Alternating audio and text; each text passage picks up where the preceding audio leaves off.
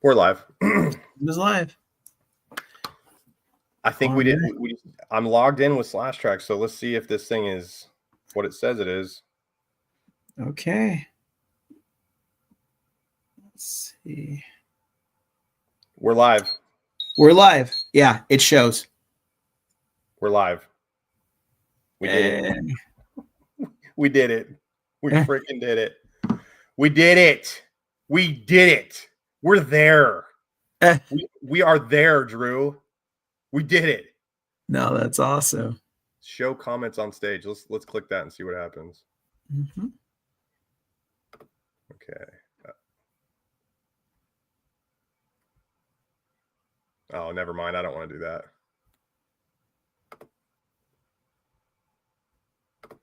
Never mind. We'll mess with that later. All right. We are live. We actually did it. Mother Evil, my girlfriend, is the only one in the chat. Oh, we've got 3 now. We've got 3. We got 3. Guys, Drew and I have gone to hell and back to get this stream in effect. We're using StreamYard now, which is what he suggested all along. I had to switch between like 3 different Google accounts to even I didn't remember my password for Google, which is weird because I just messed with it yesterday for monetization purposes for the channel, because we're monetized now. So that's big news. I don't know if everybody knows that. We were monetized fully today. I've seriously been doing so much work for YouTube. I've been doing thumbnail. We're doing Return to Oz review on Saturday. Josh and I, Drew and I have the full live stream we're doing tomorrow with the full show rundown. First ever Slash Tracks live together at 2:00 tomorrow. So put that in your calendar. And then we're going to do an impromptu kind of just for fun, like 30 to 45 minutes tonight. We're going to have like 4 to 5 topics. We're just going to have fun, talk about a few things. Drew, if you want to share this with some people, maybe you can get somebody to watch. I'll send it out. Maybe we can get some viewers in the chat. I know it's late. It's like 11 o'clock in Oregon, in Colorado. What is it, midnight? Or is it?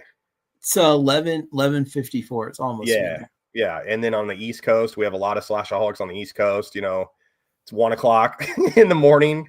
Stock market's just about to open. But I'm gonna send this to some people and see if we can't get some people in this chat. Hold on 1 second. Cool. All right, videos live. We're gonna share this. I'm gonna send it to my friend. Drew, how do you feel about those VHSs that just dropped in your lap out of nowhere? I have been on a long journey to get those VHSs, and you know, the Star Wars trilogy original VHS set from 1990 was the greatest birthday I ever had. I got those brand new. Okay. They were I was in Tennessee at my aunt's house because my mom's from Tennessee. So I was there during summer vacation. Well, not summer vacation, spring vacation, because it was March, my birthday. Okay. And my sister had gotten me some parachute hammer pants. Yeah. Uh-oh. They're in that white gift box. Yeah.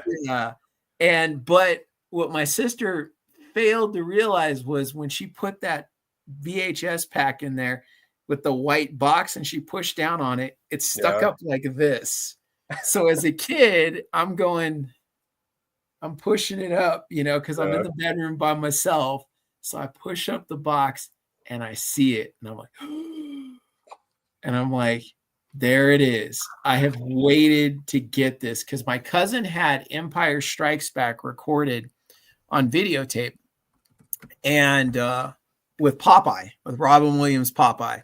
Okay. And that's how I saw Empire Strikes Back. I actually saw Empire first, and I saw Star Wars second, and I had not yet seen Return of the Jedi. No, I did see Return of the Jedi, but it had been a while. Mm-hmm. And they were all sitting there in that set, all perfect and shiny and new, with, you know, the Raiders of the Lost Ark music going when they first find the Ark of the Covenant and lift it up. Damn. That was what's going through my head, because this is the greatest thing to me, was and still is the original Star Wars trilogy. And I had been begging to get all 3 movies, and my parents never got them for me. And there it was. And then off to the side, my mom and her sister, they were antique dealers. So they had gone to like maybe a garage sale or something. Mm-hmm.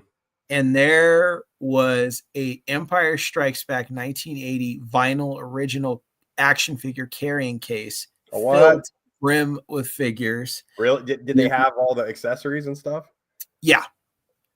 And also in the box was an original 77, 78 X-Wing, Land Speeder, and Millennium Falcon. Damn. Do you and still have stack of Star Wars comics? You still have all that stuff? I have all the figures. I have the carrying case. The Falcon was stolen when we moved up to the high desert of Southern California. The vehicles were taken except for the Land Speeder. And so I ended up with the figures and the Land Speeder, of course, the videotapes, and then everything else was gone. Because the movers had taken stuff from my parents, like they just, stole stuff from them. Yeah. And that was one of the boxes, because I don't think my dad packed it with my stuff. I think he packed it separately, and it ended up with those guys. Yeah. But I looked for it for months because my new neighbors, Adam and John, had come over. And we watched the movies, and they were like, "You have the Falcon?" I said, "I don't know where it is, but it's somewhere in the garage." I had just gotten it. I didn't even get a chance to play with it. Nothing. Cool. Because we went from birthday hangout, and they let me watch the movies, and I watched them for like every day I was on the vacation in Tennessee. But my mom wouldn't let me go through the Star Wars figure stuff because she said, "No, we got to box it up because then we got to leave in a week or so or whatever." So I didn't even get a chance to really check it out, Yeah. And so we got home. We were leaving Orange County, LA area to go to the high deserts of Southern California. So it was like quick move.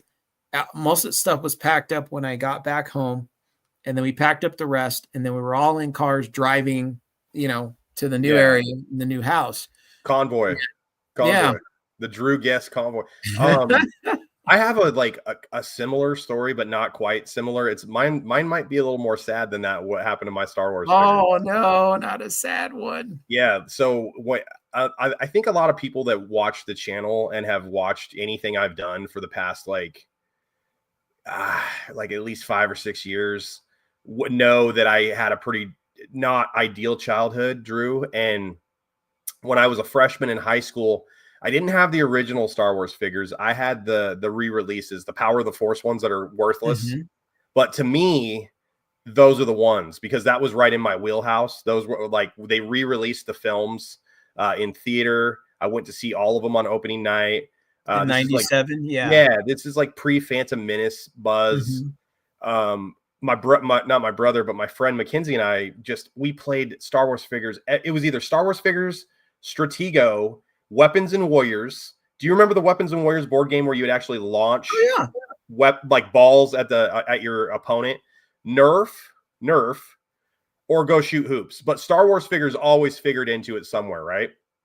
So we ended up both curating like a huge set of these. I'm like a freshman, something like that. My mom kind of goes off the rails. Like she just decides she doesn't want to be a mom anymore. And it was a really bad time at my house. So there wasn't food in the house a lot of times. My parents had no idea if I went to school or not. I would go to school, but they didn't like check on me, Drew. Like it was weird. I like rebelled in the opposite direction. Like instead of doing drugs and alcohol, I rebelled to be the like most straight as an arrow kid as you could be. Cause I loathed drugs and all that stuff because I viewed it as ruining my life and my family's life. So right. I was like, forget this. This is ridiculous. So anyway, to make a long story short, one of the nights, it was like winter term. I was a freshman in high school. They were having a loud party. It was like 3:00 in the morning. I had this amazing Star Wars toy set, like everything, dude. I had all the vehicles, I had the play sets, I had everything. I pack up a backpack, I crawl out the window, I walk in the middle of the night to my grandparents' house, which I had lived at on and off, and it was like a stable, healthy environment that I could feel safe in. So I went and moved in with my grandparents at 3:00 in the morning and never came back. But all I had on my back, Drew, was like my books, some change of clothes for like a couple days, and like whatever. Grandpa took me back to the house a couple days later to like get my toys and my stuff, my baseball cards and everything, and the rest of my clothes and my Super Nintendo and whatever. My mom had let like her drug addict friends pick through my Star Wars toys, take what they wanted, take the accessories they wanted. Because if you collect toys, you know that the accessories are like where it's at. Yes. Took all the accessories. I barely left. I might have had like a lightsaber and like a blaster pistol left, possibly, when I had everything, right? I had like the whole 95, 96, 97 line. Anyway, go back home 2 days later and everything's picked through. Like 70% of my stuff is gone. You know, I'm 14 years old. It was just devastating. I think that's one of the reasons that I'm such a huge toy collector as an adult, because I'm like getting back everything I lost plus more, and I like have more control over it. Like that's never going to happen again. Like if I was like a counselor talking to me and I was like the patient, it has to stem back to that. Has to. No, I'm sorry that you went through that, man, but you know, it what you just said would explain a lot of things, because and I think also that you cherish like having the stuff more than most normal people, because you had to really make things happen to make it happen. I didn't have that happen to me. But for me to get like Star Wars figures and stuff like that, like a lot of the time, my mom's sister that I was talking about earlier, she was really cool and she would mail me out stuff when she would find it. Oh, yeah, because different stores would get stuff differently distributed, right, to different regions and shit. Yeah. Oh, yeah. Yeah. So she came across a He-Man collection. That's how I got my first He-Man collection figures. Castle Grayskull, Snake Mountain. She found like all of, yeah. 80s. This was in the 80s. This was in the 80s. And she put them in a big box. Jackpot. She sent probably about 40 He-Man figures, Castle Grayskull, Snake Mountain, Attack Track, everything in there. What was your He-Man figure that you used? Because everybody I talked to, because Masters of the Universe is one of those toy lines where it's like, what He-Man was your He-Man? Because most kids weren't collecting in 81 when like the original He-Man was like the OG He-Man was released. So people will be like, oh, mine was like Flying Fist He-Man, or oh, mine was like Blast Battle Attack Armor He-Man, Damage He-Man. Battle Armor. Which one was your He-Man? I got to be honest, the original. You had the original. See, that came out 2 years before I was born. And by the time I grew up and was able to like really get into He-Man when I was about 5 or 6, my brother, my mom was weird. She would like, we never kept the toy line we collected heavily before. We would somehow sell those to fund the next toy line. It was weird. It was like we never kept the previous toy line. I don't know if that was just a Vanover household thing. So it was like when I was really into like WWF Hasbro figures, I sold all of those and moved right into, I think it was like Battle Trolls, or like Ninja Turtles. I don't know that I ever really got out of Ninja Turtles, but I would collection hop. But now as an adult, I have everything. Like I have everything. Well, I'll share something with you. It's not just your family thing. My family did things a little different, but kind of similar. What happened was like when they thought like when you were getting, like let's say, you were getting into something else, and my parents would move stuff out to the garage, and box it up, and then I would go looking for it, and then they would give it away or sell it to somebody else, and I wouldn't even know.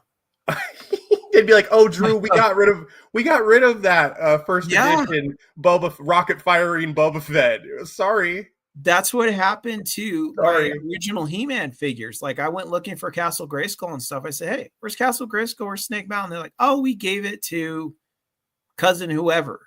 You know, I was like, what? I was like, well, when were you guys going to tell me this? They're like, well, Never. or they would tell me you Never. could get this maybe, but you have to give away that stuff in the garage. It either went, they handed it out, or they would tell me that you could do that, but I have to give away whatever was in the garage. And I was just like, I really, I didn't want to do that. Drew, when I was a kid growing up in my grandpa's house, my mom grew up in that house, okay, in the 50s and 60s, okay? And this is like before, like, lawn darts. They're like the actual metal lawn darts. Yeah. Grandpa Ralph had those in the garage because my mom grew up when those things were being made and they were not banned yet. If you got hit with a lawn dart, like, you're dead, right? You throw that in the air and it drops on you. It's going through your shoulder. It's going to go through your arm. It's like a metal spike. You're throwing it. My brother was a psycho. My older brother, Aaron Vanover, the spoiler, who everyone on the channel knows that if you're reading a book, watching a movie, watching a TV show, do not let Aaron Vanover near you or be in the same room with you, Drew, because he will tell you the ending, okay? If he was a super villain, he is the spoiler, okay? That is, he gets pleasure. So my brother's a psycho. So when we were little kids, he would literally just throw, like, hey, let's go play in the yard or whatever. And he would just like go grab those lawn darts and like throw them in the air. And I would just have to run for my life. That was the game. Like the game is don't die today. Like, let's not die today. Wow. My brother was a psycho. My brother also, they used to be able to spank kids. Do you recall this at grade school? I never got spanked at school. Me neither. The principal would tell kids, he called it a SWAT. And this was at Long Beach Elementary Grace Brethren Christian Private School. That's where I went. In the LBC. That's right. And he would tell kids, he's like, if you don't knock this off, I saw that, I'll give you a SWAT. And he had this wooden paddle. So they totally did that, when I was in school. my brother, we both went to this grade school called Bangor Elementary. So they were the Bangor Bearcats. Bangor, like Bangor, Maine, but in Oregon. So my brother said like a curse word or something. Something happened. He like disrupted the class. And one of the kids said, Aaron just said a cuss word, Mrs. Whoever. So go, okay, well, Aaron, you need to go to the principal's office. And they called my mom and they're like, Aaron said this. Can we have permission to spank him? And my mom's like, absolutely. Yes, do it. He gets spanked.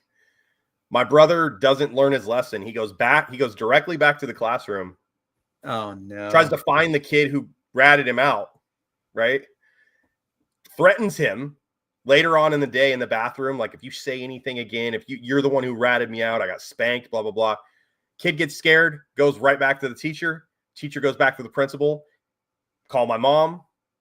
Can we spank?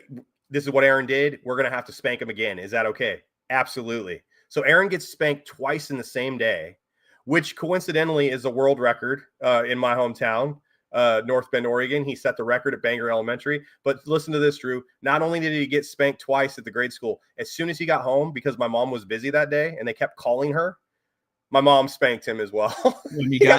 That's how it went. 3 times. That's how it went. Like if you got in trouble at school and your mom and dad found out, you knew what was going to happen when you got home, because my mom would get me. And then depending on the situation, usually it was 9.5 out of 10, then my dad got me. So I got in trouble 3 different times in one day. Yeah. and it would ground me from TV and whatever else, so I got the full punishment. Yeah. There was one time that like we were playing wiffle ball, and like on our road we had an alley. It was like gravel road or whatever. So down at the end of the gravel road, we would play wiffle ball. So my brother, myself, maybe a couple other friends were down there playing wiffle ball together. And somebody got the idea that like, hey, if we hit these rocks with this plastic bat, these rocks go really far, like far. Oh, so no. There's a church right across the street. Knew this was going to be the thing. So the very first thing I do, I'm talking first swing. I take out the main window of the church, right? So we go home because we run like hell and go home. Nobody saw us. Nobody told on us. Nothing happened. This is the 80s. There's no cameras. There's no whatever. This is like not the 80s. It's probably 91, 92. I'm probably 8 or 9. Okay. We go home. First thing my brother does is tell on me. The first thing. My mom takes me into the back room, gets the freaking bamboo switch out of the window. Do you remember when they used to put bamboo sticks in the window for like added security? So it's like if a bad guy's trying to kill you, it's like, don't worry about it. He's a professional burglar, but we've got this bamboo stick we cut in the garage that was, on the skill saw back there right next to the freaking lawn darts and Drew's toys that got stolen over fall, over spring break. No, so my mom went crazy. As soon as my mom was mad at me and she wasn't talking to me and she's having a conversation with Jesus, I am if she's like, Jesus, I can't, good Lord, I can't, God, why is this child doing this to me? If she's having a conversation with her higher power, the good Lord Almighty, I am screwed. She went into complete Dragon Ball Z mode. Like, she tore my ass up. I was in the bathtub. And I remember after getting spanked, she like lost her mind. She was DMX, dude. She lost her mind up in there. I go in the tub. I could see blood floating on the top of the water from my lashes, dude. And nobody had to say anything. My brother just did it to do it. Dude, he didn't your brother's messed up. Dude, and then afterwards, he's probably like, hey man, you know that miniseries we've been watching? It's a rerun, dog. This is what happens. Oh, no, your brother screwed my whole day up, dude. Your brother's messed up, man. My older brother wasn't like that, Psycho. That's not cool, man. My older brother, he's 10 years older than me. My brother's 5. Okay, so he's 5. Yeah, my brother, he was actually pretty cool. He's kind of quiet. He was a comic book and science fiction guy. So I got everything from him because he was reading stuff back in the 80s, and he would hook me up with certain things or tell me about certain stuff, or he'd watch stuff. That's how my first scary official movie I saw was John Carpenter's The Fog. Oh, really? You started out with a good movie. Yeah, you started out with a good film. We watched it in the 80s, and it scared me, of course, because I'm like, oh, what is this? And he was like, you got to watch this movie. So we started with that, and we would get together, especially in Southern California. They would have like Friday or Saturday movie nights. Like it was like a big thing, in SoCal. Mm-hmm. And so, KTLA Channel 5 would have them, Channel 13 would have them. And we would watch like all that stuff like all the time, but that's what got me started. And my brother's number one comic book that he was reading at the time was the X-Men in the 80s. That's where it started. That's where everything. Yeah. And Batman was probably number 2. So I was there in 1987 when DC gave you the option to vote to kill Jason Todd or keep him alive. What did you vote for? Oh, I voted to kill him because nobody liked Jason Todd. Everybody loved Dick Grayson because Dick Grayson was awesome. Todd was a punk. Nobody liked him. Did Dick Grayson? Now this is going to make me sound stupid. Was he the one who became Nightwing, or was it Robin too? No, he was Nightwing. Okay. Because Dick Grayson had been Robin since 1940 up until early 80s. Okay. And that was the transition to Nightwing. Okay. So once he left Nightwing, because he was part of the Teen Titans, still as Robin, and he and Bruce had that fallout because he felt that he was doing the Titan thing more than being the Gotham City thing. Sure. So, Dick was kind of checked out on Bruce anyway, and he had gotten hurt by the Joker and he was not feeling it. So he became his own hero and put the suit over to the side, the Robin suit. And then, Bruce decided to take this kit that stole his hubcaps off the Batmobile. Off the Batmobile, so the wheels didn't like turn into a protective shell and cut his hand off as he's trying to steal the hubcaps off the Batmobile. Got those hubcaps off. Yeah. Loiter. It said loitering. Yeah, loitering, and blows his hands off. And Drew. I was gonna say, I have a couple things to say. Yeah. What was your opinion? Like, what would you have thought if Robin Williams had been cast as the Riddler in Joel Schumacher's Batman? Do you remember that? I do remember that. Or was it Tim Burton's Batman? I think it was supposed to be Tim Burton's Batman, right? Originally, it was supposed to be Tim Burton's project. He was supposed to do the third movie. Yes. But after the complaints from Batman Returns, McDonald's, the Happy Meal. Well, it was the tone of the movie too, because what happened was the success of the first movie, they went, okay, Tim, you could do whatever you want to do. And Tim went, oh, I get to be my real authentic self. Like, you guys are going to put in controls on me. They said, that's right. Go for it, Tim. We trust you. Look at all the money you made us. And they never should have said that, because Penguin is biting people's noses off and basically like grunting sexually, like in the office where he's running for, mayor or whatever. And you got super sexualized Catwoman way over the top, and the kids, we all go to see it, and our parents are going. Michelle Pfeiffer knocked it. She is Catwoman to me. I'm sorry. That's my opinion. She knocked it out of the park, my friend. Did you like Halle Berry's Catwoman, or? Heck no. That couldn't have been. That was the hottest piece of toxic garbage I had ever seen. I was like, what?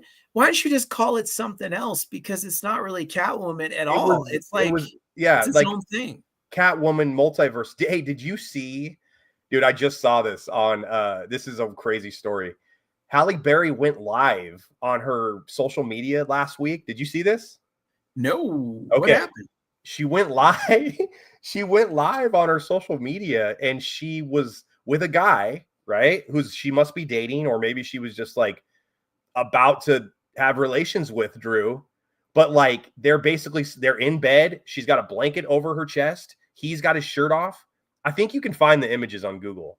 This just happened, but they're talking about how he's going to put her through the headboard, and they need to end the live stream as soon as possible because they're about ready to get to business. This just happened, and everybody's like, what the hell is going on with Halle Berry, man?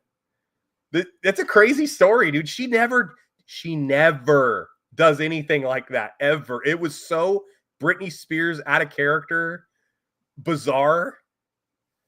What's your thoughts on that, Drew? Tell me your thoughts. Okay. What's going on with Halle Berry? All right. So I've never been a Halle Berry fan. Like, I don't know. She was never in any movies I was really big on. And then the ones that I did see her in that I happened to like, or I thought I was going to like the first X-Men movie, she played Storm and all that. She was good. And she's not Storm, dude. Storm is from Africa, right? Actually, okay. So, dad was American, mom's from Cairo. Okay. They ended up in Africa. Mom and dad end up getting killed. She ends up lost out there, has the mutant power thing come out, and she is considered to be like a goddess because they think because of her Yeah, powers, so she's worshipped by people. and she controls the weather. Right. But the Yeah. thing about comic book Storm versus Halle Berry or movie Storm is in the comics, she's a strong leader. Yes. She's very into being like a leader, and she's very into like taking her role very seriously. She's second to Cyclops because Cyclops is the main field commander. She's second to him. She's very commanding. She's very tough. She's what you really want in the battlefield. Halle Berry said none of that about her was the problem. And I was like, yeah, I'm like, she's quiet. She doesn't really say much in the movie. She's not really standing out. It was all Logan. That whole movie was Logan.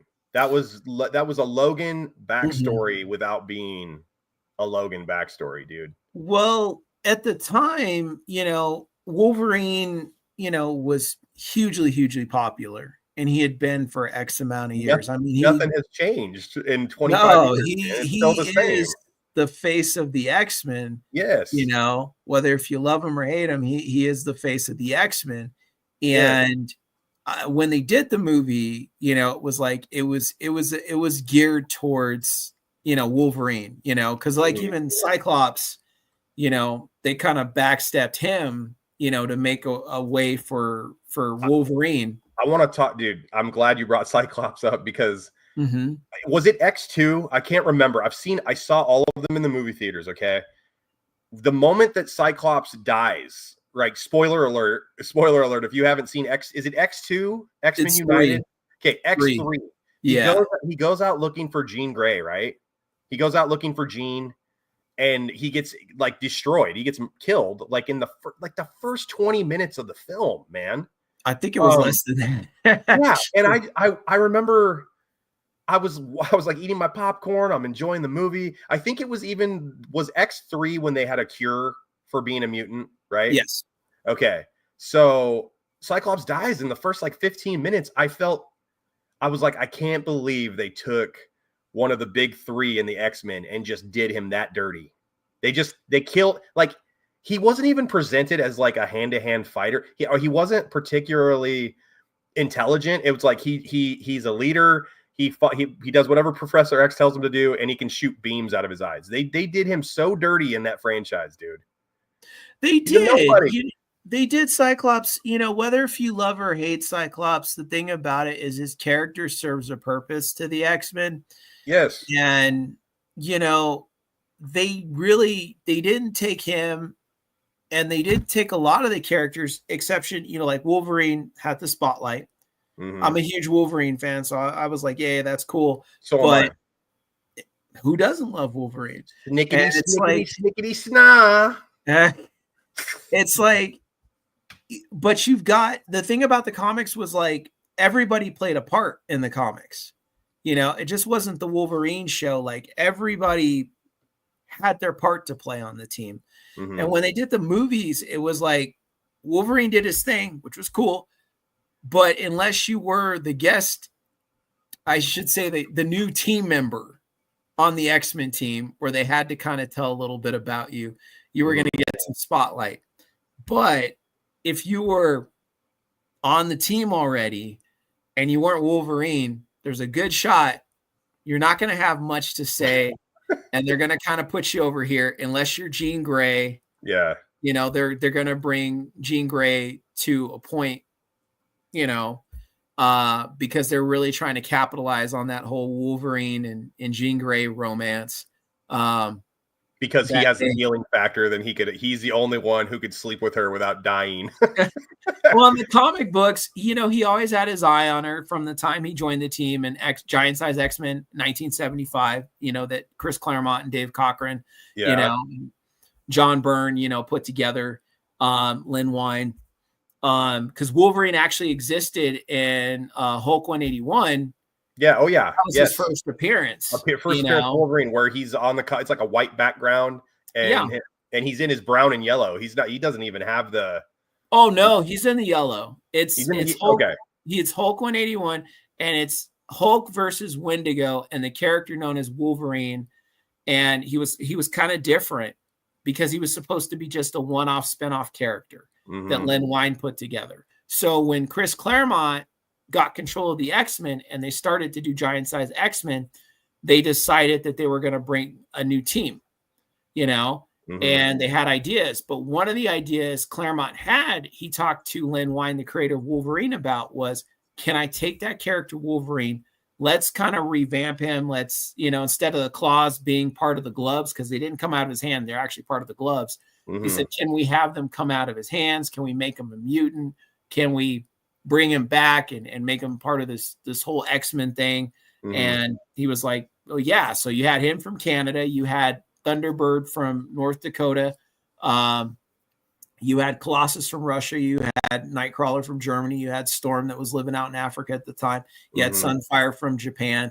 You had Banshee. Now, Sunfire and Banshee had already been seen, but they brought them back and put them on the team because the whole story was like Cyclops and the bunch. Cyclops was the only one that got away. They got captured on Krakoa, the Living Island. So they needed a team to go get the original X-Men off that island and bring them back. And so from this was the power transfer, right? Yeah. This is the power. And Rocky, Aisha, and Adam show up with the X-Men, right? Yeah. To give the powers to Wolverine and AC Slater, Screech, Zach Morris when the new class showed up. How come they didn't have a power transfer on Saved by the Bell when it went to the new class, Drew? How come Belding didn't send pass some Aquanet hairspray around or something like that? Belding is like, you need to go downtown.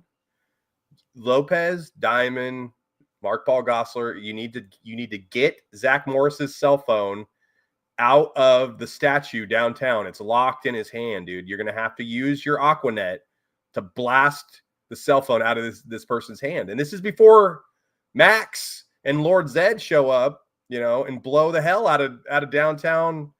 Where were they? Where was Saved by the Bell? It was California, but it was in California. What city were they supposed to be in? Was that LA or Orange County? What was it supposed to be?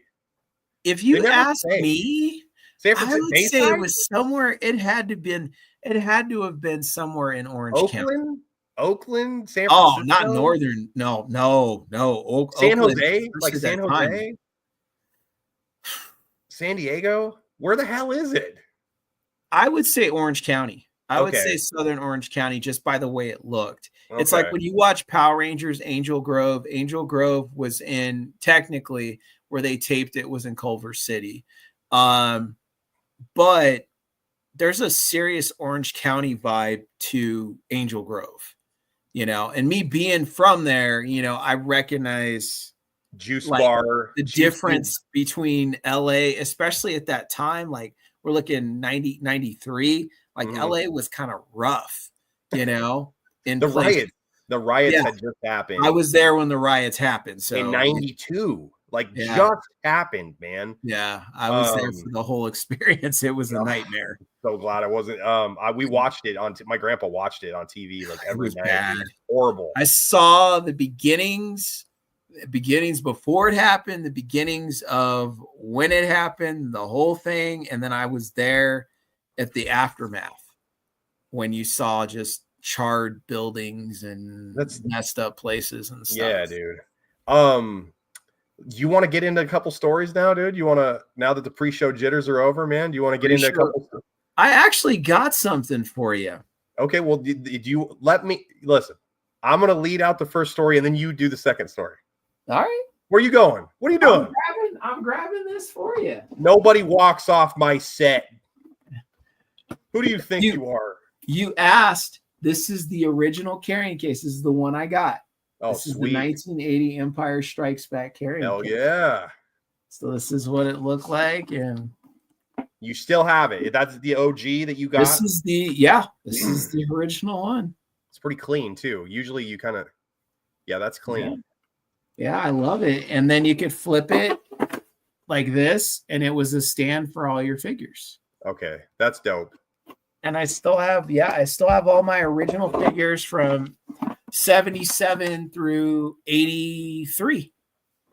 So Star Wars Empire Jedi, I still have all my original stuff, all the figures. I have my original lunchbox from 1980. It's an Empire lunchbox I carried to school. I still have that. I have my original 77 Star Wars watch. Yeah, I'm still loaded up. And as far as like after the second Power of the Force, which is what you had, because the first one was in 85. Yeah. The 95 stuff, I did collect that, but I don't have much of that because like it was kind of, at the time it was like, yeah, they're not the figures you exactly wanted because like they made them super buff and stuff like that. They did make Luke was definitely working out in his off time for sure. Vader had the buff armor, the stormtroopers had the buff armor. I love that. I love that I can go to comic book stores and I'm like, how much for that Power of the Force figure? And they're like, oh, we'll pay you to take it. Like that's my line, dude. You can get those Power of the Force figures. I think like you could complete like the whole first line. $5 to $8, depending on the length of Darth Vader's lightsaber. Like the longer, the short. The longer ones are worth more money. The shorter ones are worth less. The desirable figures of the line is Darth Vader with the long saber, Luke Skywalker with the long saber. Boba Fett always is up on the upper echelon. Believe it or not, the Stormtrooper, like just a plain basic Stormtrooper, because those were a bitch to find in the wild, especially in my area. I traded the original Batman Forever Batmobile for a Stormtrooper. With Two-Face and a Batman, I traded for this stupid ass Stormtrooper. Ultimate fumble. Wow.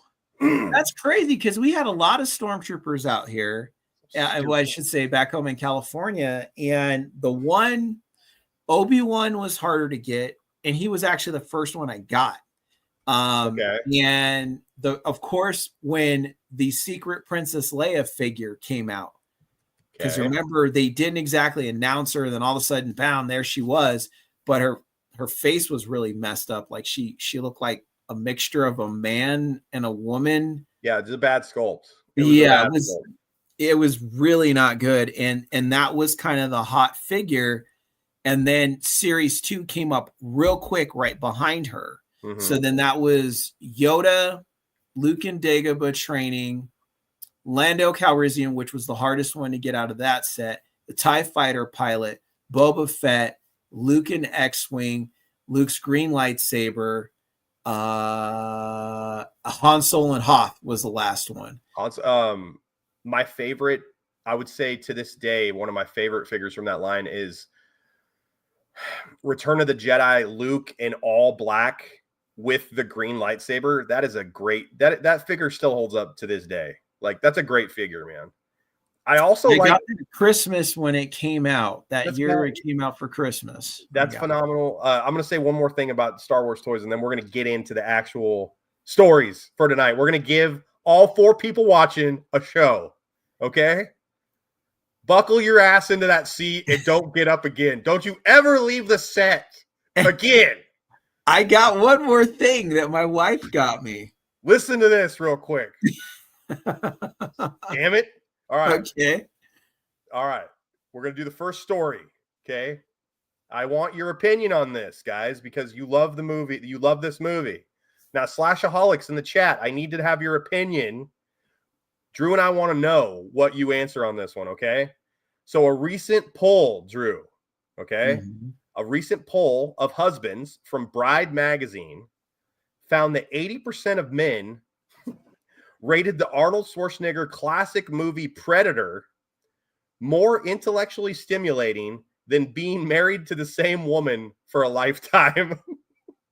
I ain't got time to be married. This is a custom done by Drew Danger. That's bad. So, Drew, how you feeling? Is being married more exciting than the movie Predator? Which one do you and Jesse like more?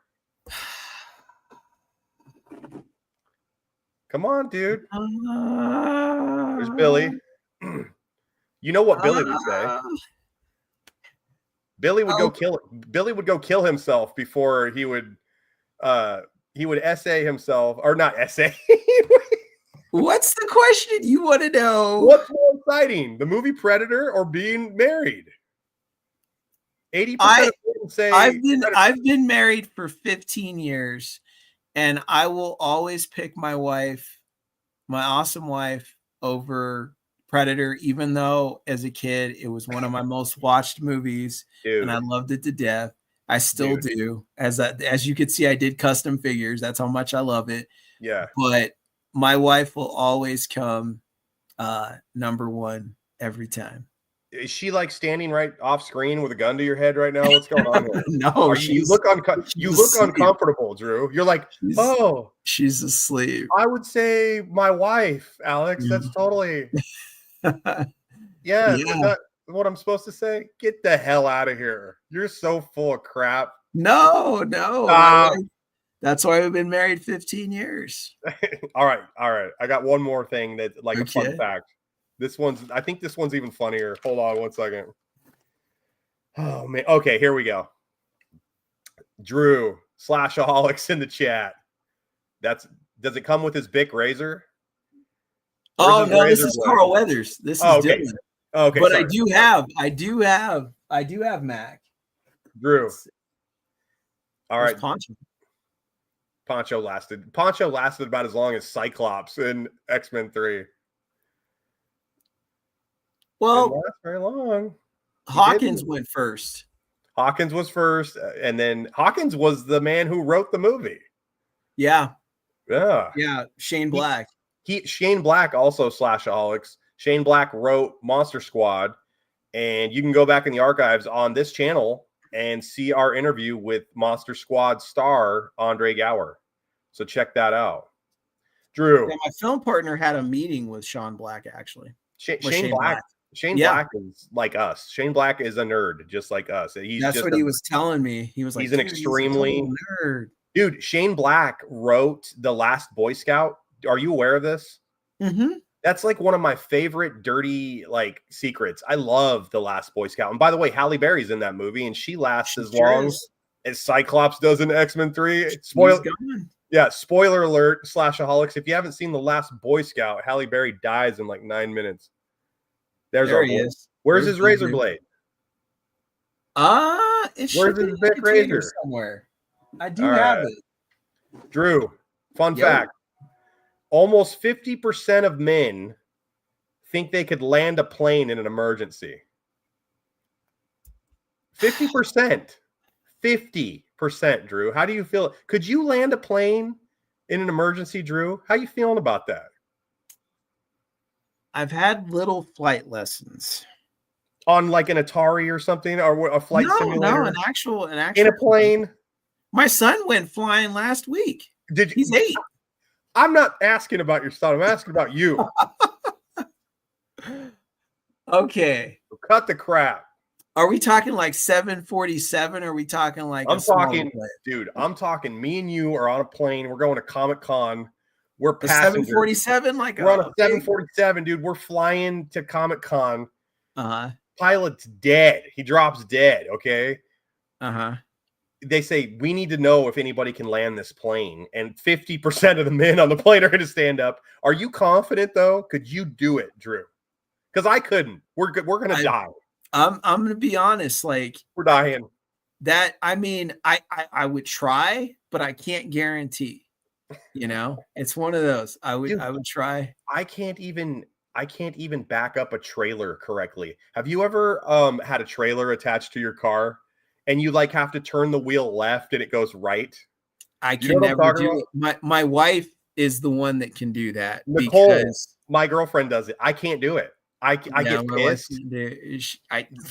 Listen, my wife, she's a horse rancher, so she worked with horses. So she's the real deal. She carried those trailers on trucks halfway up the road since she was probably like 16. Yeah, you know. I worked at a garbage company one summer and I was the cart delivery guy, right? And you had to load all these garbage cans and recycle bins in the back, Drew. And part of the job was like, you might have to back this son of a bitch up, dude. I made it a point, dude. I was the king of Google Maps. I wouldn't go in anywhere unless there was a cul-de-sac or a turnaround.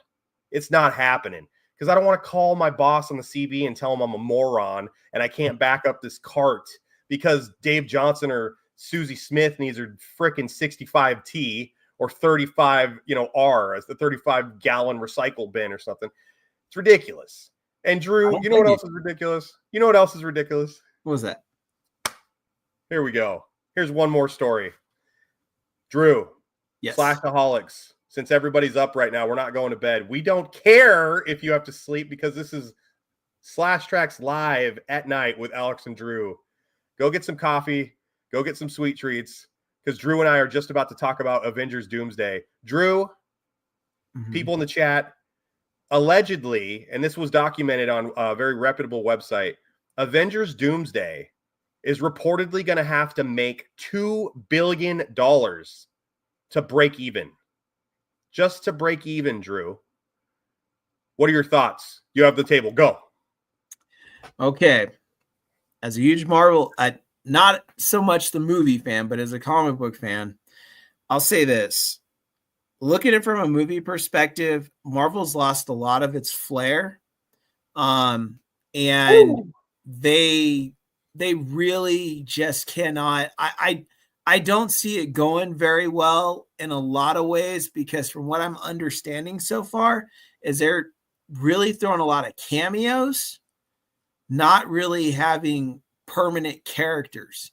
I'm not saying there's not going to be permanent characters, but the ones people probably really want to see Thor, and really want to get behind. Yeah.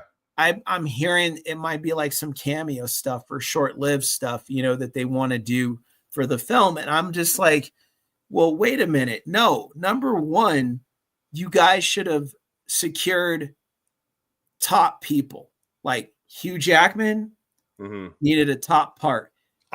Channing Tatum, top part. I heard allegedly that Hugh Jackman didn't admit to it, but like he kind of admitted to it without it. He might be in this film. Have you heard that? I did hear he's supposed to be in it. It's just like, how much do we get of him? It's like, if you're going to get him, like involve him. If you're going to get Channing Tatum to do Gambit, my favorite Marvel character, you're going to have to really involve him. You like Channing Tatum's Gatum? Do you like his Gambit? This is what I'll say. If you give him the right material, he can really, really, really, really work. It's just they did the total comedy thing with him. But you saw pieces of Gambit there. Like when he fought, when he moved, the costume, it's there. He's athletic. He is athletic. He is an athletic guy. He's charismatic. My problem with him as Gambit is there going to be a point where, like, in the middle of a battle where he just, like, maybe someone's playing a banger of a song and he just starts taking off his overcoat and Magic Mike in it, maybe? Like, step that up. Was my concern. Is he going to start stripping in the middle of battle? Like, do you remember Channing Tatum in This Is the End? Do you ever see that movie with like Jonah Hill and James Franco, and like the world is coming to an end? It's like basically you need to repent or you're going to go to hell or you're going to go to heaven. This is a huge comedy. Came out in like 2014, 2013. I saw clips. Okay. Channing Tatum, spoiler alert, is in that movie, and it's like a cameo, and he's like, all hell is breaking loose. People are eating human beings because it's just complete anarchy and craziness. Channing Tatum is on a leash. He's somebody's like property, and he's on the guy's leg like he's a dog. And then the one guy, Danny McBride, is like, oh, check this out. Like, I got G.I. Joe's my bitch. So every time I see Channing Tatum, that's what I see, right? Yeah. He's so comedy that, like, I thought if they casted Gambit, it would have been like a very serious portrayal. That surprised me, dude. Right? I don't know. Gambit has, he has comedic moments. He's always known for that, but he was more devil may care, kind of razor's edge, sarcastic, kind of takes that shot. That's how Gambit's always been. I actually, I'll take him, but if I had it in a perfect world, Clint Eastwood's son, Scott Eastwood, was who I wanted. Got the That's who I jawline, wanted. got the Yeah, jawline in the hair. that's who I Yeah, wanted. I could see that. I could see Yeah, I that. wanted him, and I was like, that's the guy. But Channing could work if they write him just right. Mhm. And if they don't mess it up and do the goofy stuff and I they don't just let him be Gambit. Drew, I don't like when you have to preface it with like, if I'm asking you about something and you're like, well, if they do it this way, X, Y, and Z, it's like, dude, that's not a good sign when you have to say that, right? Well, Just be I'm honest with saying me. that because they tend to do I'm that telling you. sometimes, you know. If you have to preface it with like X, Y, and Z, dude, it's not good. $2 billion to break even. This is just like the Mission Impossible movie that just came out. It's like the budget's so high. I was talking to Nicole about this. I was like, who is greenlighting these movies with these huge production budgets? Because it's like Mission Impossible is now like it made $200 million on its opening weekend, and most movies on opening weekend make 60% of their gross the opening weekend. It's like around 60%. So to break even, Mission Impossible, the new one, has to make like I think like $600 to $700 million, but being projected out, it's going to lose like $200 million, dude. It's only going to gross like 500 million. So it needs to have like a major comeback. First of all, who's greenlighting these movies like this? And second of all, how is Lilo and Stitch just absolutely stomping a hole in Tom Cruise's face? Like, I don't get it. Lilo and Stitch is dominating the box office. That's what I hear. It's like $400 million on a $100 million production budget, dude. They said, Rob Liefeld was talking about this. He said that when Wolverine and Deadpool came out, Inside Out was out, and Inside Out actually made more money. Yeah, it's because it's family friendly. Like the more like if you can get your kids into the theater, and what happens when you have a kid, dude? You have a kid, you're gonna go if they like a movie, you're going more than once, right? Yeah, probably. You could. We've done that. Yeah, the only movie that I ever went back to back, and this is hilarious. I saw Waterboy, right? 1998 with Adam Sandler. I like immediately left the movie, got another ticket, and watched the next showing. Like, I think I was like 15. I went directly back in to watch it again. Wow. Yeah, I did that for Star Wars Episode 1 because I didn't like it. So I watched it again to figure out why I didn't like it. Wait a minute. You're just like, that movie sucked so bad. Get me another ticket and some juju beads, please. I was like, I'm supposed to like this. This is Star Wars. I waited this long to get one. So I'm going to go back and watch it and figure out what I missed. That's what happened. The problem with the Phantom Menace, and I'll tell you right now, and you know the answer. Nobody wants to hear people having political discussions for 2.5 hours, dude. They were arguing in the Senate for like an hour and a half, dude. That's not Star Wars. What the hell are we doing with ourselves? What was George Lucas doing? I don't know. I greenlit that. I waited so long to get a new Star Wars. First off, I didn't want it because I didn't want the Anakin Skywalker thing. I wanted more Adventures of Luke. Yeah, I didn't want. And dude, they killed. And then also, all of a sudden, they like advertised a lot of stuff and like showcased Darth Maul, like this badass character with a double lightsaber, this great design. They basically marketed him as the next Darth Vader. What happened? What happened? What happened in that movie? Oh, he died.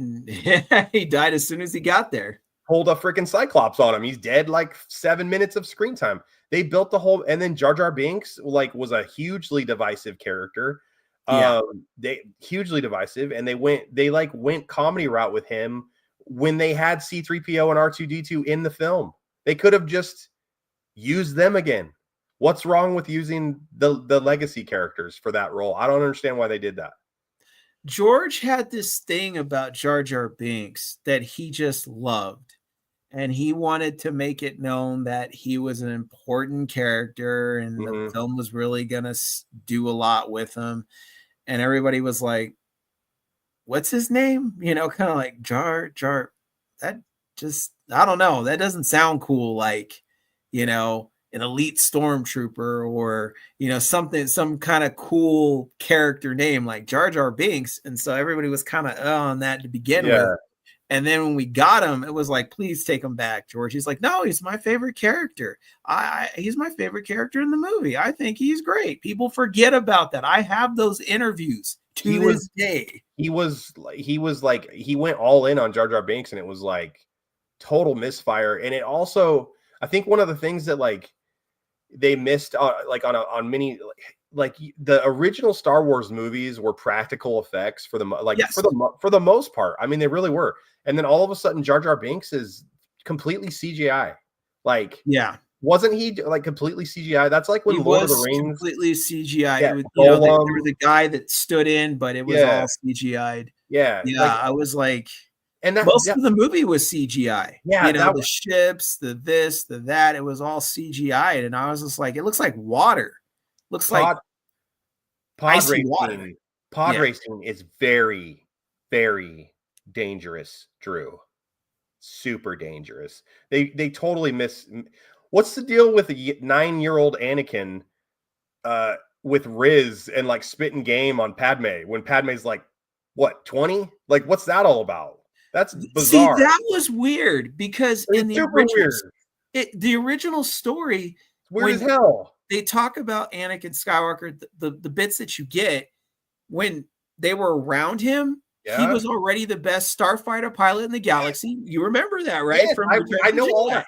He was the man. He was the man. He was not a kid. He was already an adult. That's what made sense about the downfall, was that by the time Obi-Wan got to him, he was already a man. They were friends. They were in the Clone Wars.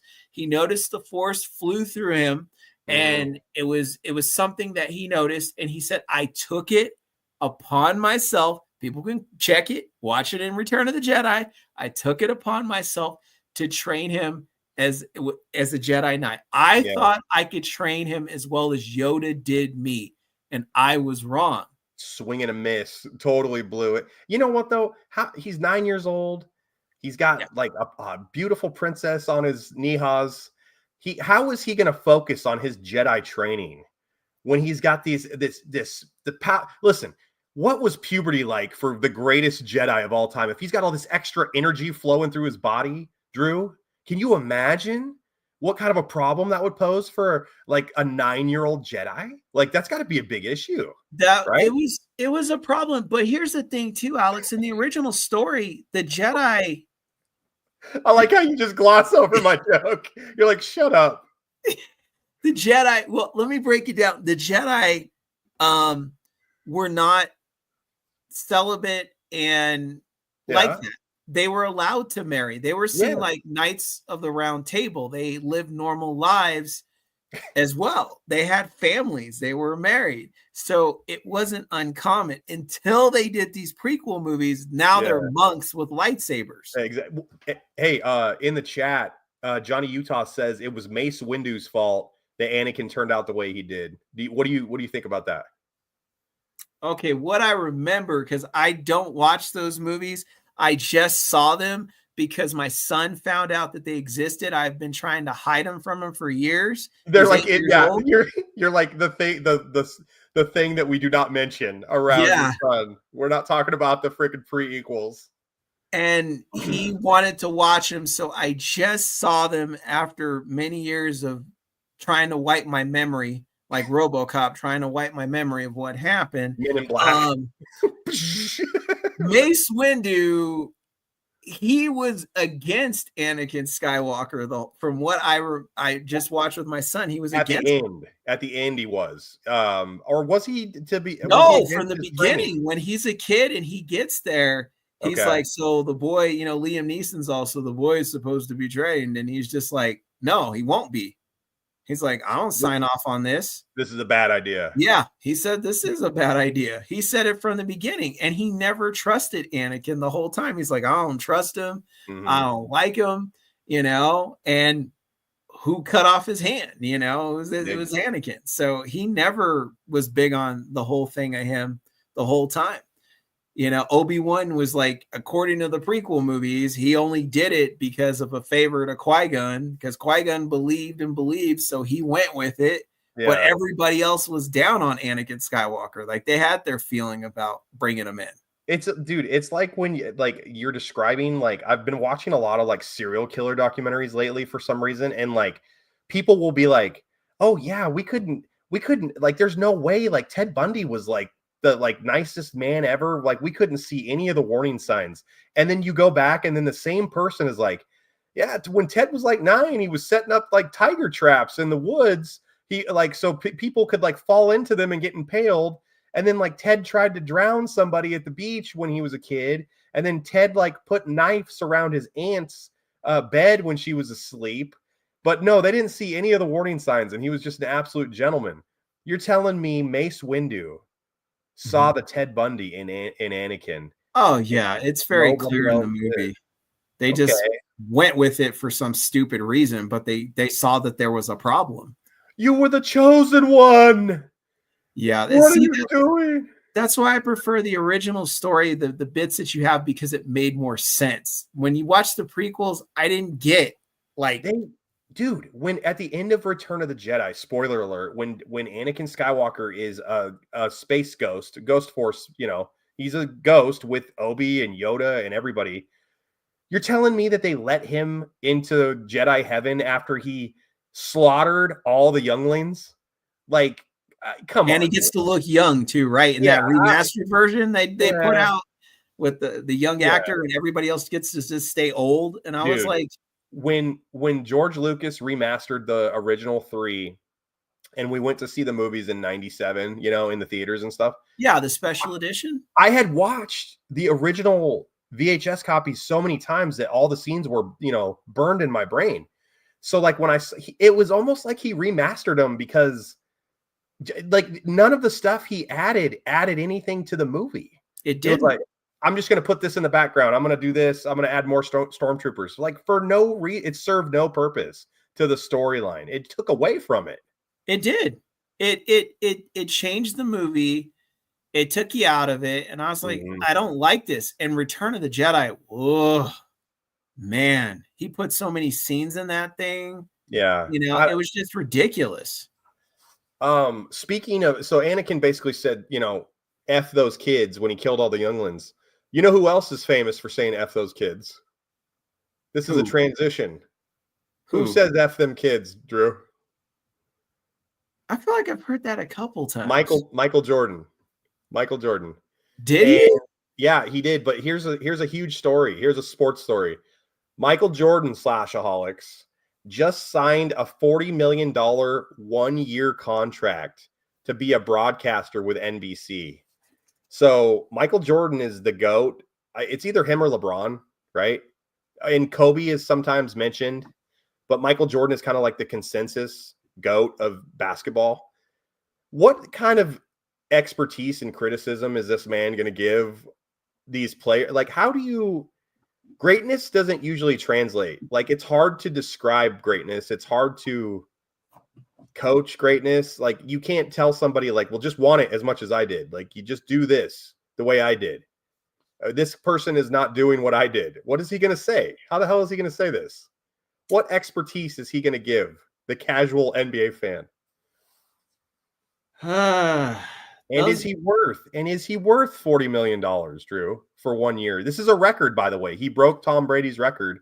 Tom Brady had signed for $37.5 million with Fox. Jordan just signed for $40 million just to talk on a microphone. It's tough to say because, when you have veterans of any field, I'm not a sport guy, I'm martial art professional fighting guy. That's always been my thing. But whenever you have the veteran guy, I think psychology and philosophy is where he's going to come in. Okay. If he can talk it.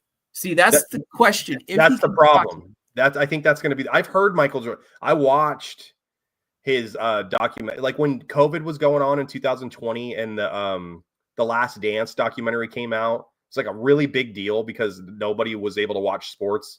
COVID had shut down everything. So like the 98 Bulls took over sports. I was watching a lot of his interviews and the way he spoke, and I've always been a Michael Jordan fan, but like I honestly don't know how he's gonna be able to articulate his greatness or to be able to break down a player's skill set without being a dick. Like Michael Jordan is universally known as kind of a dick. That's where it's gonna be hard. Yeah, he's a judgy. Michael Jordan is like says, hey man, if you don't want to win and you don't want to play like this and you don't want to be aggressive and like a jerk, then you don't have to play like that, but you're not going to win either. It's like, how do you like today's NBA players, Drew, are so soft. Like back when Jordan played, there's an 82 game season. They played every game, but now it's like there's load management. Have you ever heard that term, load management? They won't play back-to-back games. Like if you're a star, you won't play. Like if there's a game on Tuesday and Wednesday, you won't play Wednesday. Like you don't play back-to-back. They're just like they're worried about like sponsorship deals and all this stuff, dude. It's how is his game? How is Jordan's grit and like determination and all that he can't relate to these players nowadays, man. It's like almost 30 years ago. That's gonna be a problem, because in sports, no matter if it's sports entertainment or whatever, the whole game is completely changed out of what we have today compared to what we had in the past. Yeah. So like you don't have Bo Jackson anymore.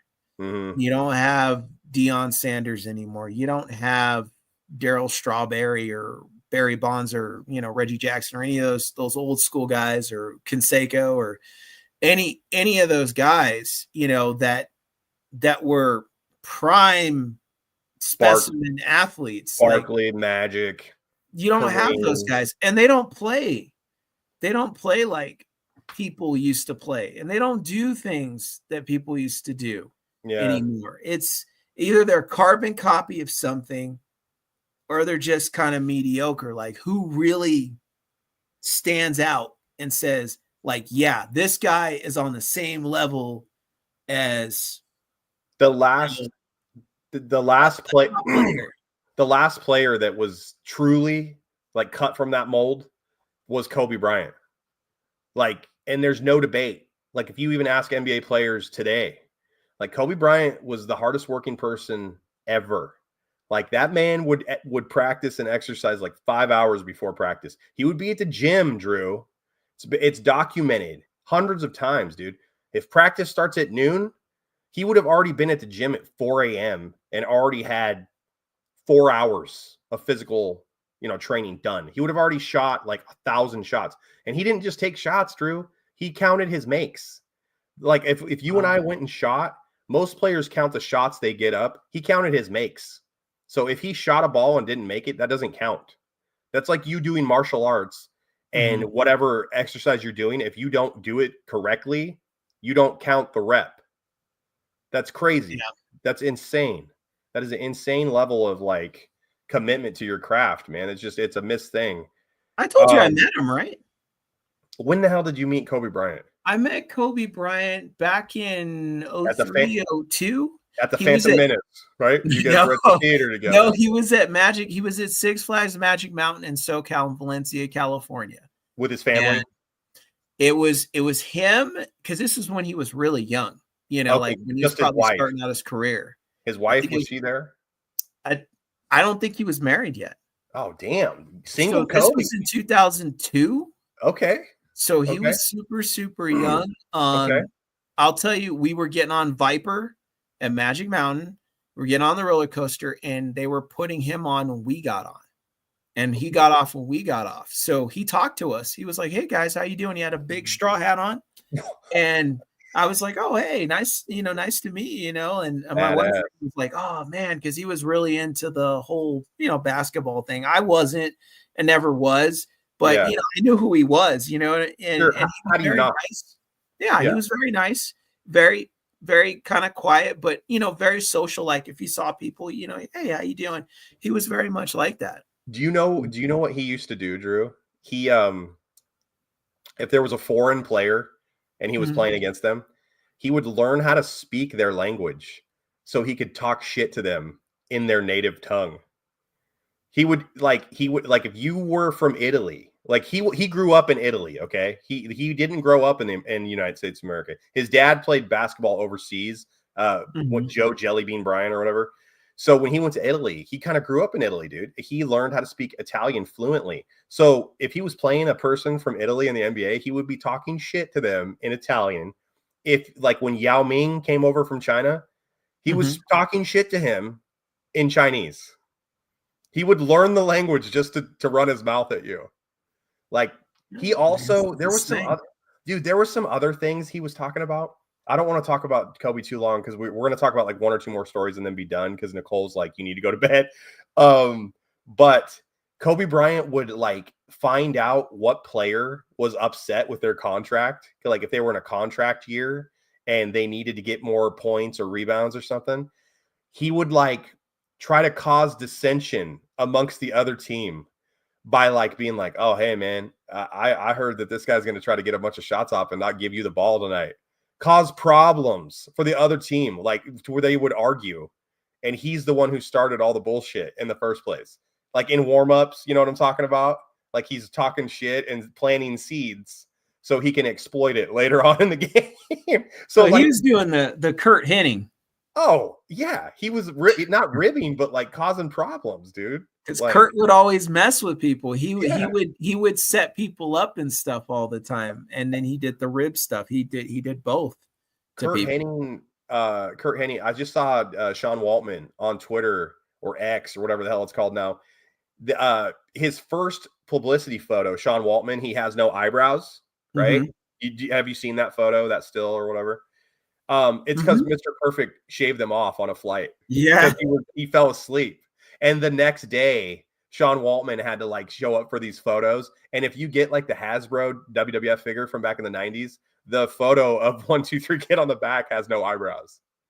It's Kurt wild. Hennig was something else, man. Yeah. People talked about how he would set up people for arm wrestling matches against Rick Rude because Rick Rude, was a championship arm wrestler, and he would be like, "Oh yeah, this guy, he can't arm wrestle," and he would do that, and he would hype people up, and he would set up traps for people, and they'd walk in. He was like that. So He put padlocks on everybody's gym bags. I do remember that. He would because you can't get it off. If you don't have the key, you gotta have to cut off with a hacksaw. So they got all these travel bags and shit. He's padlocking the lock over where you can like unzip your duffel bag. So now you can't get into your gear. He would do the craziest shit. he just Um, did it. I never got it. I was just like, man, that's Kurt Hennig hey, is a character. we're both getting tired, and I wanna, since we're doing like a full stream tomorrow, I wanna like end it on one fun fact. You down? Okay, I'm down. Okay. Bill Nye the Science Guy. Okay. Uh-huh. Slashaholics. Bill Nye the Science Guy. Professor, kind of nerdy, very smart, known for being a smart guy. Dolph Lundgren. Okay. This is true. I know Dolph where you're Lundgren. going. Okay. You believe it or not, Slashaholics, Dolph Lundgren has more of a resume to be Bill Nye the Science Guy than Bill Nye. And I'll tell That's you true. why. So here we go. Bill Nye the Science Guy has a BS in mechanical engineering from Cornell University. That's pretty good, right? That's pretty good.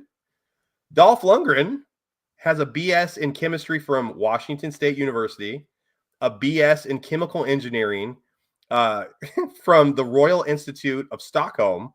He has an MS in chemical engineering from the University of Sydney, and he also is a Fulbright scholarship recipient from MIT. But also, Slashaholics, Dolph Lundgren was able to harness and secure the secrets and the powers of Castle Grayskull. So, who's the science guy? He-Man was able to use a conduit, a sword, to get all the powers and secrets of Castle Grayskull, as well as be a Fulbright MIT scholar. Right? There's one more thing. Is there one more? He killed He killed. He almost killed Carl Weathers. Sylvester Stallone. Well, he almost killed Sylvester Stallone for real. Yeah. Yes, he did. Go ahead and tell us. Tell the Slashaholics why. How did that happen? Because Stallone asked him to hit him as hard as he could. And Lundgren is a perfect, like, I don't know if you guys That's know what I'm getting to. He's a real fighter. Yeah, that's what I'm getting to. As a martial artist, I'm very aware of his Kyokushin karate background. Yes. He was bare knuckle Kyokushin champion for a long time. And if you know and of course I know about Kyokushin karate and fighting. Yeah. It is brutal. It's bare knuckle. It's no holds bars. You can stop each other in the testicles. Like it's legal. Like, and he was the top guy at that. I've seen his fights, dude. There he has some fights on YouTube and he wins all of them. I did notice even as a kid because I watched Rocky IV probably 100 times. Even in a choreographed fight against Stallone, where he's playing Ivan Drago, his stand-up game, his hands, his body placement, his footwork, it all looks legit. Like you can tell he knows what he's doing. Oh yeah. I always thought the funniest thing about Rocky IV though was like when they're showing the training for Drago and it's like his ambassador is like, let me tell you, a normal heavyweight generates 800 pounds of pressure, but Drago, he generates 5,000 pounds of pressure. And then the reporter's like, well, what does that mean? Whatever he hits, he destroys. He destroys. Yeah. He kills you. And Apollo Creed's like, oh, yeah, this is definitely the comeback fight that I want. Dude, Apollo Creed, if we're going by the actual universe, Drew, he's undefeated. He lost one time. He lost one match, dude, his entire career. He was basically Muhammad Ali, right? Yeah. He was the greatest heavyweight basically of all time. He won a draw against Stallone, Balboa. He loses a match, barely loses. Balboa gets up at the last second, wins the title. Apollo retires, doesn't ask for a rubber match. I never understood that there was never a third match. That doesn't make sense. Well, and technically there was. Yeah, behind the scenes. Yeah, right. And he won. That according to Balboa, he won. But I never understood that, and I also never understood. So yeah, he's basically amazing. He retires, but then he's just rusty and terrible and gets murdered in his next bout. How does that happen? Stallone said if he had thought about where Rocky was going at the time, he said he wouldn't have killed Apollo Creed. He might have like crippled him. He might have hurt him bad. But bad move. He wouldn't have done it. And when I met Carl Weathers, he was probably pissed off. I bet you he was pissed off. Carl had wanted to still be involved with the franchise to a point. Sure. But his deal was, you got to bring me back to life. And Stallone was like, there is no way I could even bring you back. Yeah, because it was like where Creed, he wanted to do some footage and different things. He talked to him about it. He's like, yeah, you can get it and we can do this, but you got to bring me back. And he's like, what? Yeah, not possible. It would have to be like in Rocky V when they brought Burgess Meredith back in like a flashback. Like but he wanted to be in the movie. And Stallone's like, well, I appreciate you, Carl Weathers, for meeting with me, but I don't possess the fucking Infinity Gauntlet. I can't snap you back. Yeah. Carl Weathers was a cool guy to meet too. He was really cool. I'm sure, dude. Action Jackson, like Happy Gilmore, that man is a legend. Yeah, he had white jeans on, white Converse, white suit coat, white t-shirt, and aviators on, and a white watch. White jeans. Yeah. Dude, you know how hard it is to pull white jeans off, dude? Yeah. He had with white Converse on, man. White suit jacket, white shirt. He had aviators and a white watch on. Yeah. What on earth was he having for lunch that day? He better not spill a drop or his outfit is fucked. He was hanging out with Lou Ferrigno. So, if that guy was chugging down some protein shake, if they got on that white suit coat, it'd be over. Hey, the last thing I want to talk about before we end this like beta test stream that like I've been having a blast with, Clubber Lang. Rocky 3. Hey, woman. Hey, woman. Yeah. Hey, woman. Hey, woman. He beats Balboa in like 2 rounds, right? Wins the title. Then he loses to Balboa in like 3 rounds. Why doesn't he ever have a rematch clause? Where does he go? Back to Chicago? He's doing pull-ups in his basement again? Like, what the hell happened to him? You know, they were talking about doing a story about him. I think that was going to be Creed 3 originally. Like, they were going to bring him back, but I think they were feeling like, okay, the one we did before was Ivan Drago. This one's him. Like, you know, we can't keep bringing back, you know. Yes, you can. Yes, you can. Villain. I think that's what they were struggling with. But I felt that it could have worked, you know, if done properly. But, you know, they just said pretty much when he left, he just left. That was it. You know, you see Spider Rico again, you see, you know, certain characters, but not Mr. T. I had heard Rocky Balboa, the Rocky Balboa movie number 6, right? Apparently, Mr. T was gonna do commentating for the match that Balboa was against Mason the Line Dixon, and they just couldn't line it up. It confuses me because I love Mr. T. I'm a huge Mr. T fan, but he doesn't really have a lot going on professionally right now. So that surprised me that he wouldn't have agreed to that deal. Like, whatever deal was put on the table, that was just kind of a weird deal. I don't know. My brother-in-law worked with him and got to hang out with him and said, yeah, he was really great. He speaks in the third person. That's for sure. Like Ricky Henderson. Yeah, he speaks in the third person the entire time because he was like, you know, Mr. T is going to do for you, Scott. Mr. T has got a present for you. I'm going to give it to you. Mr. T is going to give it to you today. Okay. You know, that like the whole time. And he was like, what was the present? Like a left hook right across the head? Like, it was one of those recorded devices that they used to sell that have his catchphrases on it. You know, they used to have those recorded things that have yeah, he gave him that as a gift because my brother-in-law, he was on Dancing with the Stars. I think he's still working on the show. Yeah, my brother-in-law is a famous jazz musician. My sister married a jazz musician, so he was on Dancing with the Stars. I think he's still there. So he met all those people, and you know, he got to hang out with Mr. T. They went out for dinner and everything, and my sister met him and said that he was really, really nice. I know he had that cancer problem for a long time. You know what his cancer was? T cell. Oh, Mr. T had T cell cancer. I'm not joking. I'm not. I believe you. I believe you. Mr. T's cancer was T cell cancer. Dude, I think we need to wrap up the stream, man. I'm falling asleep. What do you think? Sure, but can I show you a special Star Wars something? Yeah. All right. Hold on. All right. Slashaholics, thanks for hanging in there with us, man. Give me 2 seconds. All right. Don't move. James, do you work tomorrow, buddy? Oh yeah, I saw Mr. T in WCW.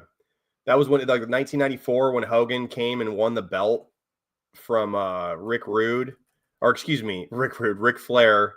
And for some reason, Mr. T showed up, and he hadn't been relevant in wrestling since the first WrestleMania. And then when he boxed Roddy Piper at WrestleMania 2, that was Johnny Utah.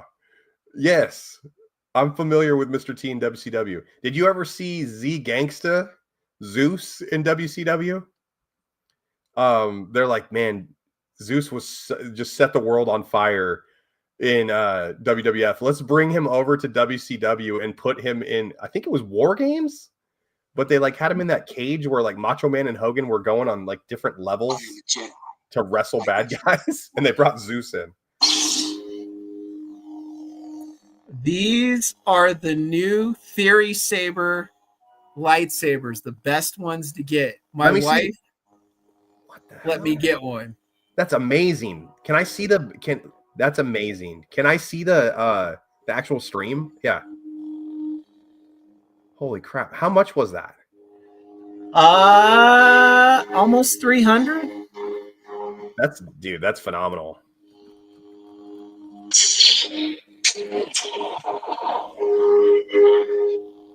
So it's got movie dialogue in it.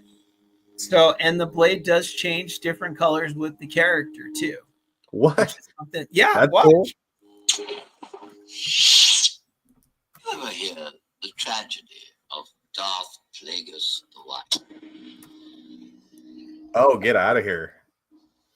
So you can switch it, and it has different noises and sound. That's cool, man. Oh, yeah.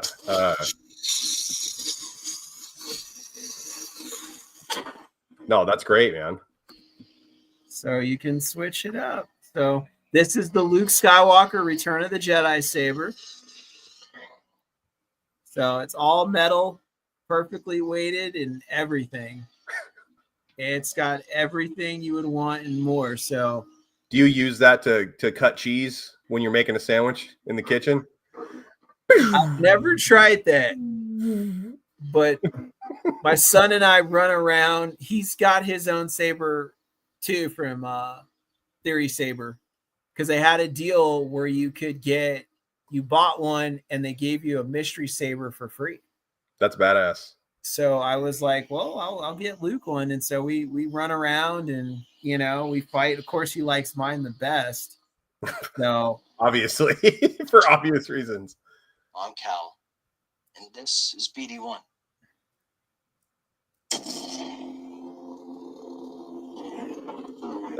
That's sweet, dude. Oh yeah, this is the coolest thing. So the Return of the Jedi Luke Skywalker saber was like the coolest thing to me. And so to be able to finally have one was just like the coolest thing. And then have the best lightsaber guy put it together was super, super great. Get Theory Sabers. All right, man. Drew, thank you so much for helping me set this up. Thank you for talking me through it, man. Thank you for doing it with me. But guess what? We need to get some sleep because tomorrow at 2 o'clock tomorrow, Pacific time, live stream with a full show rundown. Let's do it. Get some sleep, man. I'm out of here, dude. Thank you so much. I'll see everybody tomorrow. You're welcome. All right, dude. All right. I'll see you later. Later, brother. Be good.